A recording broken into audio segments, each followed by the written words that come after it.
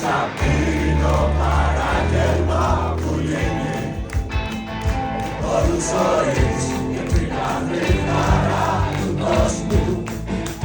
Δεν θα μας φέρνει ουρανό για να περνύνει, δεν θα κρατά βασιλικό η φιλανιός μου. Μα δίνει τώρα πως παράσχεται το φως μου. Μα δίνει τώρα πως παράσχεται το φως μου. Μα δίνει τώρα πως παράσχεται το φως μου.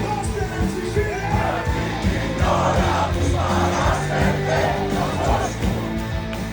Μα δίνει τώρα πως παράσχεται το φως μου. Μα δίνει τώρα πως παράσχεται το φως μου. Μα δίνει τώρα πως παράσχεται το φως μου. Ευχαριστούμε Δέσποινα Νίκη, ευχαριστούμε Έγμον, ευχαριστούμε όλους τους συμμετέχοντες και ευχαριστούμε όλους εσάς που μας τιμήσατε με την